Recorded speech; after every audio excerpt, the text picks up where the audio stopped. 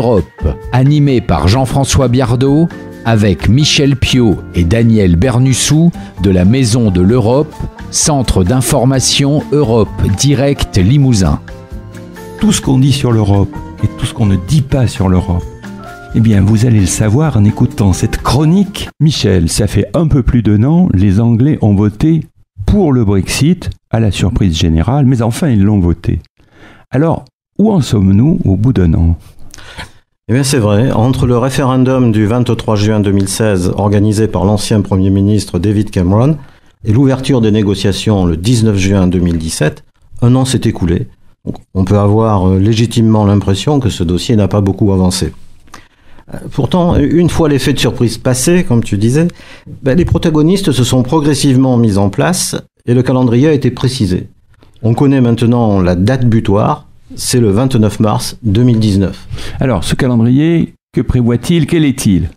Alors, depuis le 29 mars dernier, date officielle où le Royaume-Uni a notifié au Conseil européen son intention de se retirer de l'Union européenne, bien des étapes préalables au déroulement des négociations ont été franchies. Notamment, c'est la résolution du Parlement européen sur les lignes rouges, l'adoption des orientations des négociations avec le Royaume-Uni lors du sommet européen d'avril, l'adoption le 22 mai dernier du mandat de la Commission européenne par les 27 pays membres, et tout cela nous a conduit à l'ouverture officielle des négociations le 19 juin 2017. Donc, si tout se passe bien, eh bien, ces négociations devraient aboutir vers le 4e trimestre 2018 à la finalisation des discussions sur l'accord de sortie.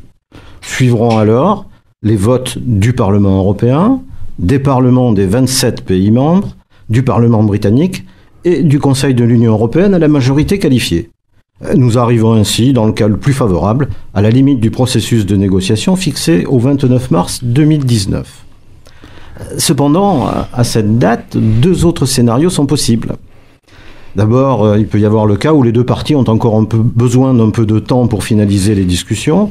Et dans ce cas, le délai de 2 ans pourra être prorogé après un vote du Conseil européen à l'unanimité, en accord avec les autorités britanniques, bien sûr. Mais dans le cas où aucun accord n'est trouvé, rien n'est prévu par les textes à ce stade et le Royaume-Uni deviendrait un État tiers.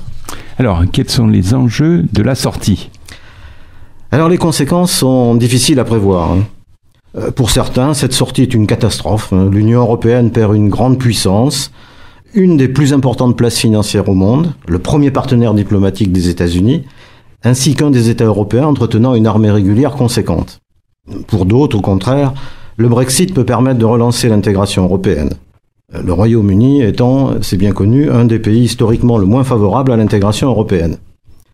Donc les enjeux sont donc très nombreux en raison des incidences sur les plans humains, économiques, financiers, sociaux, politiques et juridiques. Cependant, 3 sujets se détachent.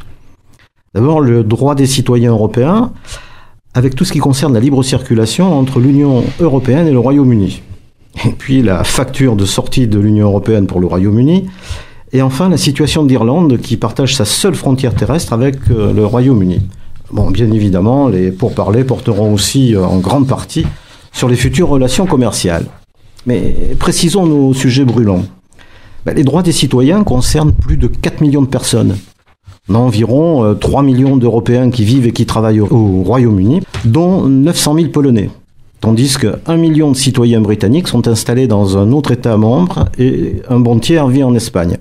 Donc pour toutes ces personnes, c'est le principe d'égalité de traitement qui est recherché et qui devra être respecté. Alors le règlement financier de retrait est également un sujet brûlant. On se souvient de la sensibilité britannique au budget européen et du fameux chèque exigé par Margaret Thatcher en 1984.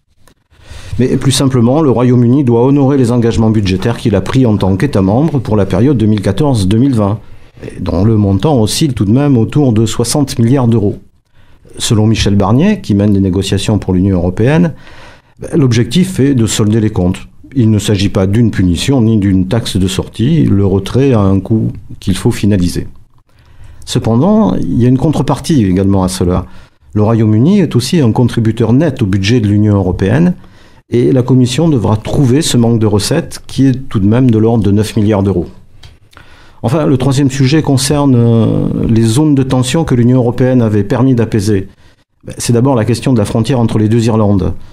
Le rétablissement d'une frontière physique pourrait réveiller des tensions apaisées par l'accord du Vendredi Saint, largement promu par l'Union européenne. Ensuite, c'est Gibraltar qui s'est invité dans les débats. Son avenir se pose en termes économiques, étant donné le poids du tourisme, mais politique, car l'Espagne n'a pas renoncé à récupérer la souveraineté sur ce rocher.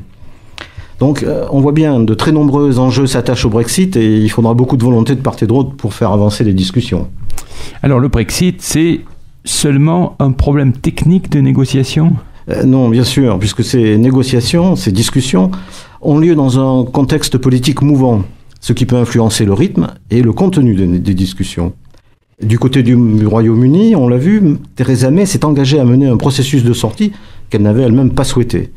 Elle a provoqué des élections législatives dans le but de renforcer sa majorité, mais le résultat a été contraire et l'a fragilisée. À la suite de celle-ci, d'ailleurs, le ministre allemand des Finances et le président de la République française ont tous les deux fait allusion à un possible retour en arrière. De plus, au gré d'élections dans les États membres, on peut avoir des changements de dirigeants ou de majorité parlementaire. On l'a vu en France, au printemps.